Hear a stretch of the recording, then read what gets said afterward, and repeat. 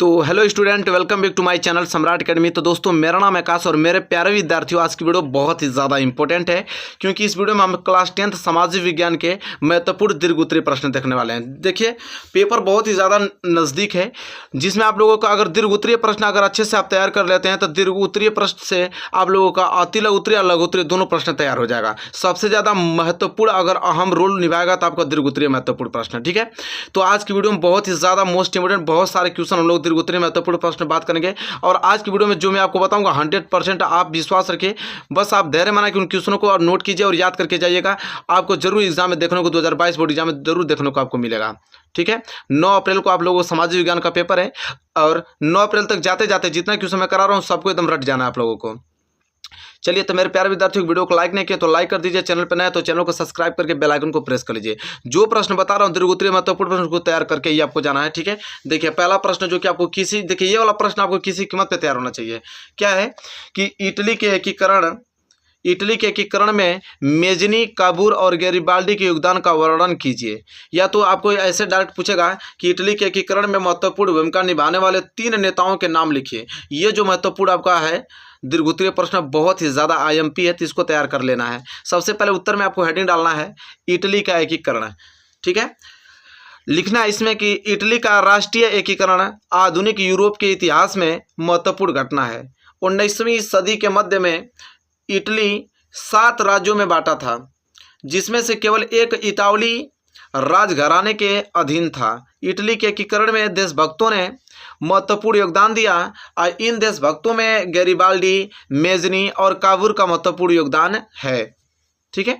इसके बाद आपको हेडिंग डालना है इटली के एकीकरण में मेजनी का योगदान। इटली के एकीकरण में मेजनी का योगदान लिखना है कि मेजनी ने इटली को एकीकृत कर गणराज्य बनाने में उल्लेखनीय भूमिका निभाई। उसने 1860 के दशक में इटली के एकीकरण हेतु एक सुविचारित कार्यक्रम प्रस्तुत किया, जिसके प्रचार प्रसार के लिए उसने एक गुप्त संगठन यंग इटली बनाया। 1841 से 1848 ईस्वी में इस संगठन की सहायता से मेजनी ने सिसिली तथा नेपल्स के विद्रोही को सफल बनाने का प्रयास किया, किंतु पूर्ण सफलता नहीं मिली, ठीक है। तो ये तो आपका इटली के एकीकरण में मेजनी का योगदान क्या रहा है, यह कोडिंग में डालना है। इसके बाद आपकी नेक्स्ट हेडिंग रहेगी इटली के एकीकरण में काबूर का योगदान। इटली के एकीकरण में काबूर का योगदान क्या रहा है उसको देखेंगे। तो काबूर एक उच्च शिक्षित फ्रेंच भाषी थी, किंतु वह कट्टर देशभक्त था। उसके कार्यों के विषय में ग्रांट एवं और टेम्परले के द्वारा यह विचार दिया गया कि उसके प्रथम कार्यों में से एक कार्य मिशनरियों का विनाश था, परंतु इटली के एकीकरण ने उसका ध्यान सबसे अधिक आकर्षित किया था, ठीक है। इसके बाद आपको यहीं से नीचे लिखना है क्योंकि दीर्घ-उत्तरीय तो लिखना ही पड़ेगा आप लोगों को ज़्यादा। काबूर ने क्रीमिया के युद्ध में भाग लेकर फ्रांस और इंग्लैंड की सहानुभूति प्राप्त की तथा 1858 ईस्वी में नेपोलियन के साथ प्लम्बियर्स का समझौता किया, ठीक है। इसके बाद आपको डालना है इटली के एकीकरण में गैरिबाल्डी का योगदान, ठीक है। इटली के एकीकरण में गैरिबाल्डी का योगदान क्या है उसको देखेंगे। तो लिखेंगे गैरिबाल्डी को इटली की सेना का निर्माता कहा जाता है। इटली के एकीकरण के लिए गैरिबाल्डी ने महत्वपूर्ण कार्य किए। गैरिबाल्डी ने सिसिली के विद्रोह का लाभ उठाकर उस पर अधिकार कर लिया तथा रोम और वेनेशिया पर आक्रमण करने की योजना तैयार की। इसी समय काबूर ने गैरिबाल्डी पर संदेह करके पोप के राज्य अवरिया तथा मार्चेज पर अधिकार कर लिया और नेपोलियन को अपने साथ मिला लिया, ठीक है। इसके बाद लिखना है आगे आप लोगों को कि गैरिबाल्डी ने इटली के एकीकरण के लिए नेपल्स और सिसिली सार्डिनिया के राजा को दे दिए और गैरिबाल्डी के नेतृत्व में भारी संख्या में सशस्त्र तथा वेनेशिया को छोड़कर संपूर्ण इटली के प्रतिनिधियों ने इटली राज्य की घोषणा की तथा एमेनुअल द्वितीय को इटली का राजा घोषित किया गया, ठीक है। इसके बाद यहाँ है, इस तरह इन देशभक्तों ने अपने प्रयासों से इटली को एकीकृत राज्य के रूप में स्थापित किया। तो जैसा कि देखा आपने, इतना ज़्यादा डिटेल में, इतना ज़्यादा बड़ा हमने लिखा है, इसलिए लिखा है भाई क्योंकि दीर्घ-उत्तरीय महत्वपूर्ण प्रश्न है और 6 नंबर के लिए प्रश्न आता है। कितने नंबर के लिए? 6 नंबर के लिए। तो इतना लिखेंगे तभी तो 6 नंबर आपको मिलेगा। एग्जामिनर पागल थोड़ी है कि आपको इतना छोटा सा लिख देंगे, एक पेज में लिख देंगे तो आपको 6 नंबर दे देगा, नहीं, आपको इतना लिखना ही पड़ेगा। तो इसके बारे में डिटेल हमने लिखा है और आराम से इसको आप पढ़ के इसको तैयार कर लीजिएगा पहला प्रश्न। चलिए प्रश्न नंबर दूसरे की तरफ बढ़ चलते हैं। चलिए दूसरा प्रश्न जो कि आपको तैयार करके जाना है वो है, असहयोग आंदोलन क्यों प्रारंभ किया गया, उसका मुख्य कार्यक्रम क्या था। यह तो पूछेगा कि असहयोग आंदोलन क्यों प्रारंभ किया गया, आंदोलनकारियों के 4 कार्य लिखे। वेरी वेरी मोस्ट इंपोर्टेंट एक क्वेश्चन है मेरे प्यारे विद्यार्थियों। तो देखिए सबसे पहले कैसे लिखेंगे इसका उत्तर, हेडिंग डालेंगे असहयोग आंदोलन की पृष्ठभूमि और लिखेंगे कि महात्मा गांधी ने भारतीय राजनीति में प्रवेश ब्रिटिश सरकार के सहयोगी के रूप में किया था, क्योंकि उन्हें ब्रिटिश सरकार की ईमानदारी व न्यायप्रियता में विश्वास था। परंतु वर्ष 1919 में भारत में अनेक ऐसी घटनाएं घटी जिन्होंने गांधी जी को ब्रिटिश सरकार के विरुद्ध आंदोलन प्रारंभ करने के लिए विवश किया। इन घटनाओं में वर्ष 1919 का दमनकारी रॉलेट एक्ट, जलियांवाला बाग हत्याकांड आदि घटनाएं प्रमुख थीं। ठीक है। इसके बाद आपकी नेक्स्ट हेडिंग जो है वो असहयोग आंदोलन के कारण पे रहेगी।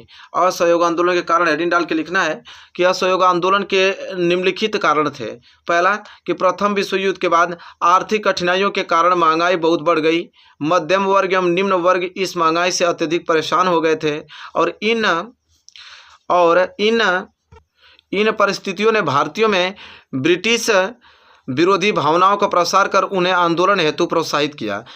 दूसरा है कि रॉलेट एक्ट हेतु तथा जलियांवाला बाग हत्याकांड जैसी घटनाओं ने विदेशी शासकों के क्रूर एवं असभ्य व्यवहार को उजागर कर दिया।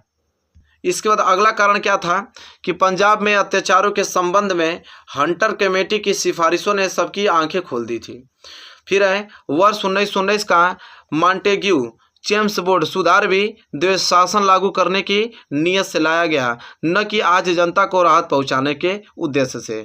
स्वशासन की मांग कर रहे राष्ट्रवादी को भी इसके घोर निराशा हुई और सरकार के द्वारा किसी भी क्षेत्र में सहयोग नहीं करना। ये कुछ महत्वपूर्ण कारण था, ठीक है, असहयोग आंदोलन होने का, जो कि हमने यहाँ पे लिखा है। इसके बाद आप लोगों को अगली हेडिंग डालना है असहयोग आंदोलन का प्रारंभ। इसमें लिखना है कि असहयोग आंदोलन औपचारिक रूप से 1 अगस्त 1920 को शुरू हुआ था, क्योंकि इसी दिन 1 अगस्त 1920 को बाल गंगाधर तिलक का निधन हो गया था और कांग्रेस ने गांधी जी की इस योजना को स्वीकार कर लिया। जब ब्रिटिश सरकार ने कांग्रेस की मांगों को मानने से इनकार कर दिया तथा जून 1920 में इलाहाबाद में सर्वदलीय सभा ने विदेशी स्कूलों, कॉलेजों और न्यायालयों आदि के बहिष्कार का कार्यक्रम बनाया, तब सितंबर 1920 में कांग्रेस ने कलकत्ता में एक विशेष सत्र बुलाया और उसमें अहिंसात्मक असहयोग आंदोलन, जिसका अंतिम लक्ष्य क्या था, स्वराज्य था, शुरू करने का क्या प्रयास, जो प्रस्ताव क्या पारित किया। तो ये असहयोग आंदोलन का प्रारंभ। इसके बाद अगली हेडिंग जो है आंदोलन की वापसी आपको डालना है। लिखना है इसमें कि 5 फरवरी 1922 को संयुक्त फ्रांस के गोरखपुर जिले की वर्तमान उत्तर प्रदेश के चौरी चौरा नामक स्थान पर आंदोलनकारियों के जुलूस पर पुलिस ने गोलियां चलाई, जिस कारण भीड़ आक्रोशित हो गई और पुलिस थाने में आग लगा दी गई और जिसमें एक थानेदार समेत 22 सिपाहियों को जिंदा जला दिया गया।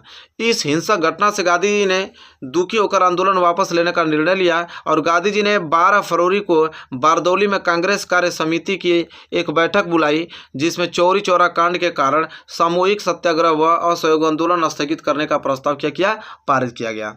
लास्ट हेडिंग आपको डालना है आंदोलन के परिणाम, कि आंदोलन का परिणाम क्या निकला। तो लिखना है कि वस्तुतः यह देश का पहला राष्ट्रीय आंदोलन था जिसने समाज के सभी वर्गों जैसे किसानों, शिक्षकों, छात्रों, महिलाओं और व्यापारियों को साथ लाने का काम किया। इसे वास्तविक जनाधार प्राप्त हुआ क्योंकि यह तेजी से देश के सभी हिस्सों में फैल गया और इस आंदोलन ने लोगों में राष्ट्रीय एकता का भाव जगाया एवं देश की आज़ादी के लिए त्याग करने की भावना को जागृत किया। अब जाके ये क्वेश्चन आप लोगों का कंप्लीट होता हुआ very very most important question था मेरे प्यारे विद्यार्थियों। आई होप आपको ये प्रश्न क्लियर हो गया होगा। चलिए नेक्स्ट क्वेश्चन की तरफ बढ़ चलते हैं। चलिए अगला क्वेश्चन जो कि आपको तैयार करके जाना मेरे प्यारे विद्यार्थी, वेरी वेरी मोस्ट इंपोर्टेंट है कि द्वितीय विश्व युद्ध के बाद अंतर्राष्ट्रीय अर्थव्यवस्था के समक्ष क्या समस्याएं थी, इन्हें ब्रेटन वुड्स सम्मेलन द्वारा किस प्रकार सुलझाया गया। बहुत ही ज़्यादा मोस्ट इंपोर्टेंट है। तो देखिए कैसे इसका उत्तर लिखेंगे आप कि द्वितीय विश्व युद्ध का परिणाम मानव के लिए और आर्थिक रूप से काफ़ी भयावह रहा। यह प्रथम विश्व युद्ध 1939-1945 के बीच 2 दशकों के बाद प्रारंभ हो गया। यह युद्ध धुरी शक्तियों नाजी जर्मनी, जापान और इटली और मित्र राष्ट्र ब्रिटेन, फ्रांस, सोवियत संघ और संयुक्त राज्य अमेरिका के बीच लड़ा गया। इस युद्ध में कम से कम 6 करोड़ लोग, 1939 में विश्व की जनसंख्या का लगभग 3%, 6 करोड़ लोग मारे गए और लाखों लोग घायल हो गए। युद्ध के बाद का बंदोबस्त और ब्रेटन वुड्स संस्थान। युद्ध के आर्थिक अनुभवों से अर्थशास्त्रियों और राजनीतिज्ञों ने 2 मुख्य सबक तैयार किए। कौन कौन? पहला सबक क्या था कि बृहत उत्पादन पर आधारित किसी औद्योगिक समाज को व्यापक उपभोग की आवश्यकताएं थी। बृहत उपभोग के लिए उच्च और अस्थायी आय की आवश्यकता थी और अस्थायी आय के लिए पूर्ण और स्थिर रोजगार की आवश्यकताएं थी। इसके लिए सरकार को आवश्यक कदम उठाने चाहिए थे। इसके बाद दूसरा क्या सबक था कि एक देशों दूसरे देश से आर्थिक संपर्कों से संबंधित था। पूर्ण रोजगार का लक्ष्य पाया जा सकता था यदि वस्तुओं, पूंजी और श्रम के प्रवाहों को नियंत्रण करने की शक्ति केवल सरकार के पास होती। तो इस फ्रेमवर्क पर जुलाई 1944 में अमेरिका स्थित न्यू हैम्पशर के ब्रेटन वुड्स नामक स्थान पर संयुक्त राष्ट्र मौद्रिक एवं वित्तीय सम्मेलन में सहमति बनी थी। इसके बाद लिखना है आगे कि IMF और विश्व बैंक की स्थापना कब हुआ। ठीक है, लिखेंगे कि सदस्य राष्ट्रों के बाहरी अधिशेष और घाटे से निपटने के लिए ब्रेटन वुड्स सम्मेलन ने अंतर्राष्ट्रीय मौद्रिक कोष की स्थापना की और युद्धोत्तर पुनर्निर्माण को वित्त पोषित करने के लिए अंतर्राष्ट्रीय पुनर्निर्माण और विकास बैंक, जो कि विश्व बैंक के नाम से जाना जाने वाला है, की स्थापना की गई। और IMF तथा विश्व बैंक ब्रेटन वुड्स स्थापना या ब्रेटन वुड्स ट्विंस, जो कि ब्रेटन वुड्स की जुड़वा संतानें भी कहा जाता है इसको, अंतर्राष्ट्रीय मौद्रिक व्यवस्था राष्ट्रीय मुद्रा और मौद्रिक व्यवस्था से जुड़ने वाली व्यवस्था है। इस व्यवस्था के अंतर्गत राष्ट्रीय मुद्रा ने स्थिर विनिमय दर का पालन किया और अमेरिकी डॉलर स्थित रहता था। ब्रेटन वुड्स व्यवस्था ने पश्चिम औद्योगिक राष्ट्रों और जापान के लिए व्यापार और आय से अस्थायी वृद्धि के युग का उद्घाटन किया। ठीक है, तो देखिए यह जो है क्वेश्चन आपका वेरी वेरी मोस्ट इंपोर्टेंट है। देखिए 6 नंबर के लिए आता है, इसलिए तो बड़ा बड़ा प्रश्न है, तो आपको बड़े बड़े प्रश्न आपको लिखना ही पड़ेगा। ठीक है, तभी आपको 6 नंबर मिलेगा। और हालांकि क्वेश्चन बहुत ज़्यादा इंपॉर्टेंट है, तो इसको याद करना ही आपको पड़ेगा किसी कीमत पे। चलिए नेक्स्ट क्वेश्चन की तरफ बढ़ चलते हैं। चलिए अगला प्रश्न जो कि आपको तैयार करके जाना है, वेरी वेरी मोस्ट इंपोर्टेंट प्रश्न है। और वो प्रश्न क्या है मेरे प्यारे विद्यार्थियों कि यूरोप में राष्ट्रवाद के उदय के कारणों की समीक्षा करें। Very very most important question है। यूरोप में राष्ट्रवाद के उदय के कारणों की समीक्षा करें। तो कैसे लिखेंगे कि यूरोप में राष्ट्रवाद के उदय कि 19वीं शताब्दी के दौरान राष्ट्रवाद एक शक्ति के रूप में उभरा जिसने यूरोप के वंश साम्राज्यों के स्थान पर देश और राज्य के उदय का नेतृत्व किया। फ्रांसीसी क्रांति ने आधुनिक राष्ट्रवाद का मार्ग प्रस्तुत किया और फ्रांसीसी क्रांति ने पुराने राजशाही आदेश पर सवाल उठाया और एक लोकप्रिय राष्ट्रवाद को प्रोत्साहित किया। एक संयुक्त समुदाय के रूप में राष्ट्र पर बल देने के लिए फ्रांसीसी क्रांति ने पितृभूमि नागरिक और फ्रांसीसी लोगों के बीच एक फ्रांसीसी ध्वज का विचार दिया। इसने सभी नागरिकों के लिए एक समान कानून के साथ एक केंद्रीकृत प्रशासनिक प्रणाली की शुरुआत की और क्षेत्रीय भाषा की जगह देश की एक सामान्य भाषा के रूप में स्वीकार किया गया। कह रहा है कि जर्मनी, इटली और स्विट्जरलैंड 18वीं शताब्दी के मध्य राजशाहियों, डचियों और कैटनों में विभाजित थे, जिनके शासकों ने अपने स्वायत्त प्रदेशों का निर्माण किया था और उन्होंने एक सामाजिक पहचान या एक आम सांस्कृतिक साझा नहीं की। कुछ महत्वपूर्ण कारकों ने राष्ट्रवाद को जन्म दिया जो निम्नलिखित है। कौन? पहला लिखे, नए मध्यम वर्ग का उदय, रूढ़िवाद की नई भावना और विनय की संधि, क्रांतिकारियों का उदय और उदारवाद की विचारधारा का प्रसार। देखिए बहुत ही ज़्यादा मोस्ट इंपोर्टेंट, सब दीर्घ उत्तरीय है तो बड़ा बड़ा तो लिखना ही पड़ेगा आप लोगों को। फिर लिखना है राष्ट्रवाद का विकास केवल युद्ध और क्षेत्रीय विस्तार के माध्यम से नहीं हुआ, बल्कि राष्ट्रवाद के विकास में संस्कृति ने भी महत्वपूर्ण योगदान दिया।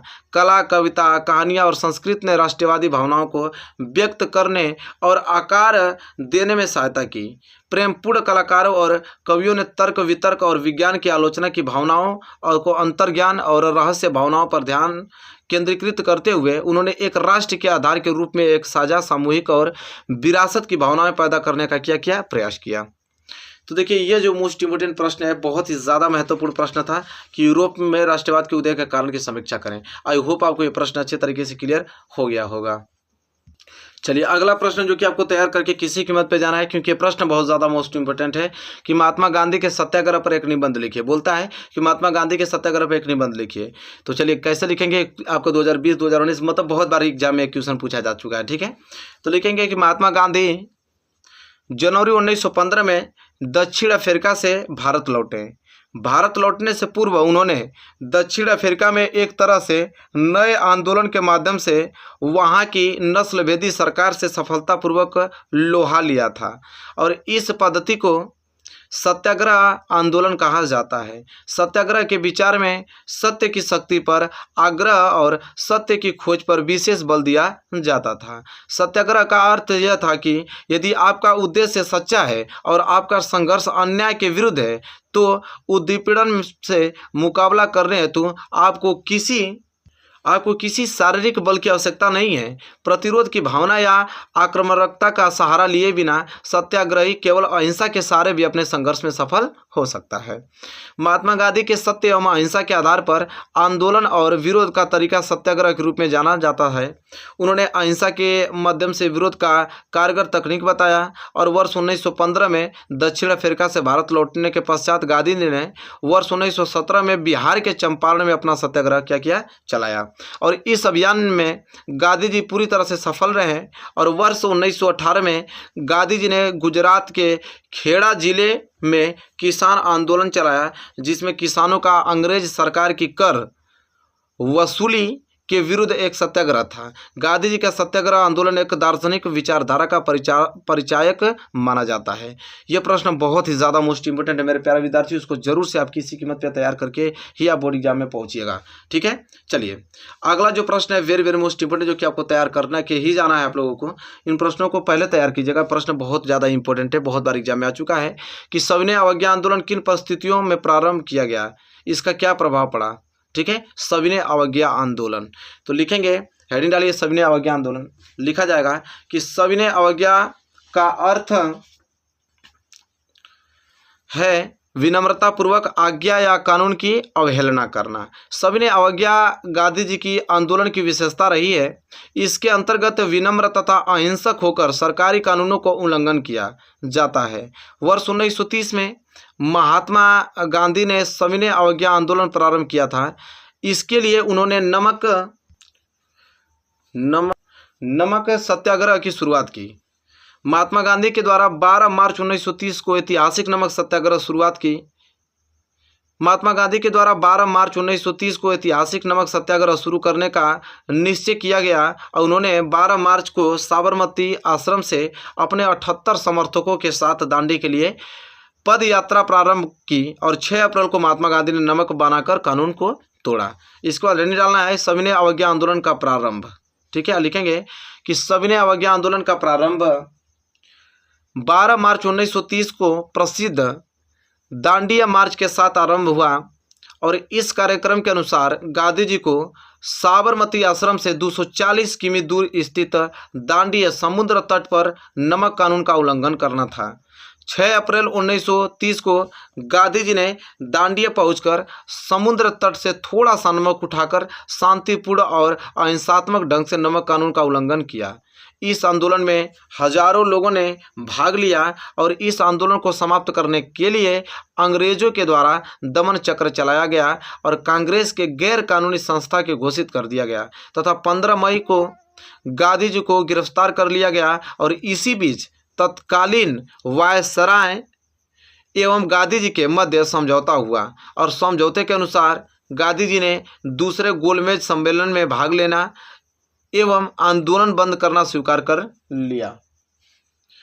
इस प्रकार वर्ष 1931 में सविनय अवज्ञा आंदोलन को कुछ समय के लिए स्थगित कर दिया गया। ठीक है, तो मेरे प्यारे विद्यार्थी, आई होप आपको ये प्रश्न क्लियर हो गया होगा। वेरी वेरी मोस्ट एमपी प्रश्न था कि सविनय अवज्ञा आंदोलन किन परिस्थितियों से प्रारंभ किया गया था। ठीक है, पूरा डिटेल में हमने अच्छे तरीके से लिख के आप लोगों को बताया है। आई होप क्लियर हो गया होगा ये प्रश्न। चलिए नेक्स्ट प्रश्न की तरफ बढ़ चलते हैं। चलिए मेरे प्यारे विद्यार्थियों, अगला प्रश्न वेरी वेरी मोस्ट इंपोर्टेंट प्रश्न है। इसको किसी कीमत पे आपको तैयार करके जाना है कि महामंदी के कारणों की व्याख्या कीजिए और बताइए कि भारतीय अर्थव्यवस्था पर इसका क्या प्रभाव पड़ा। या तो प्रश्न पूछता है कि महामंदी का क्या आशय है, इसके दो प्रमुख कारण बताइए और इसके दो प्रभाव भी लिखिए। तो चलिए लिखेंगे उत्तर में इसका कि वर्ष 1929 के आसपास महामंदी शुरू हो गई और 1930 के दशक के मध्य तक बनी रही। इस अवधि के दौरान संसार के अधिकांश देशों ने उत्पादन, रोजगार, आय और व्यापार में अत्यधिक गिरावट को महसूस किया। महामंदी के लिए उत्तरदायी कारक थे। महामंदी के लिए निम्नलिखित उत्तरदायी कारक थे। कौन कौन था? पहला कारक था यह कि कृषि उत्पादन की अधिकता की समस्या का बने रहना था। इससे कृषि उत्पादों का मूल्य घट गया। किसान ने अपनी संपूर्ण आय को बनाए रखने के लिए उत्पादन का विकास करने का प्रयास किया। इससे स्थिति खराब हो गई तथा कृषि उत्पादों का मूल्य और भी क्या हो गया? गिर गया। ये तो पहला कारक था। दूसरा कारक क्या था कि 1920 के दशक के मध्य में बहुत से देशों ने अमेरिका से कर्ज लेकर अपनी निवेश संबंधी आवश्यकताओं को पूरा किया था। अमेरिकीय पूंजीवादियों ने यूरोपीय देशों को ऋण देना बंद कर दिया। इससे यूरोप में कुछ प्रमुख बैंक धराशायी हो गए और मुद्रा का पतन हो गया, जैसे में स्टर्लिंग था। ठीक है, फिर अगला कारण कि अमेरिका इस मंदी से गंभीर रूप से प्रभावित हुआ क्योंकि बैंकों ने घरेलू ऋण वापस लेना शुरू कर दिया। इससे ऋण वापसी के नाम से जाना जाता है, मतलब ब्लैक लोन्स के नाम से जाना जाता है। किसान उपज नहीं बेच सके, परिवार तबाह हो गए और व्यवसाय ठप हो गए। अंततः अमेरिका की बैंकिंग प्रणाली धराशायी हो गई क्योंकि बैंक निवेशों, एकत्रित ऋणों तथा जमाकर्ताओं के धन को लौटा पाने में असमर्थ थे। अमेरिका ने आयात करों को दोगुना करके मंदी में अपनी अर्थव्यवस्था को सुरक्षित रखने का प्रयास किया, जिससे विश्व व्यापार बुरी तरह से नष्ट हो गया। अब अगली हेडिंग आपको डालना है, लास्ट हेडिंग है कि भारत और महामंदी। कह रहा है कि महामंदी के कारण भारत के निर्यात व आयात अर्धपतन हो गया और प्राथमिक उत्पादों जैसे गेहूं और जूट का मूल्य वर्ष 1928 से 1934 के बीच तेजी से गिर गया। लेकिन औपनिवेशिक सरकार ने राजस्व की मांग को कम करने से मना कर दिया, इसलिए किसान बुरी तरीके से संकट में आ गए। दूसरा है कि इस अवधि के दौरान भारत कीमती धातुओं, विशेष रूप से सोने का निर्यातक बन गया। इससे वैश्विक आर्थिक उगाही अर्थात आर्थिक व्यवस्था को वैश्विक रूप से बढ़ावा मिला, लेकिन इससे भारतीय किसानों को बहुत कम लाभ मिला। पूरे भारत में किसानों की दशा चिंताजनक हो गई। नियमित आय वाले लोगों को मूल्य के गिरने के कारण कम समस्या का सामना करना पड़ा। वर्ष 1931 में महात्मा गांधी ने सविनय अवज्ञा आंदोलन को क्या कर दिया? शुरू कर दिया। तो देखिए मेरे प्यारे विद्यार्थियों, जितना हो सके मैं हमने मोस्ट इंपोर्टेंट क्वेश्चन दीर्घोत्तरीय बताने की कोशिश किया है और इसको आपको तैयार करके ही बोर्ड एग्जाम में पहुंचना है, क्योंकि ये प्रश्न बहुत ज़्यादा मोस्ट इंपोर्टेंट है और ये प्रश्न आपके 2022 बोर्ड एग्जाम में जरूर देखने को मिलेगा। तो इसलिए प्रश्नों को आपको रिवाइज करके जरूर से आपको 2022 बोर्ड एग्जाम तक एकदम रटे जाना है इस क्वेश्चनों को। ठीक है, तो चलिए मेरे प्यारे विद्यार्थी, वीडियो आपको कैसी लगी बताइए। वीडियो अच्छी लगी तो प्लीज़ लाइक कीजिएगा, चैनल पर नया तो चैनल को सब्सक्राइब करके बेल आइकन को प्रेस कर लीजिएगा और मिलेंगे एक प्यारे से नेक्स्ट वीडियो में। तब तक के लिए धन्यवाद।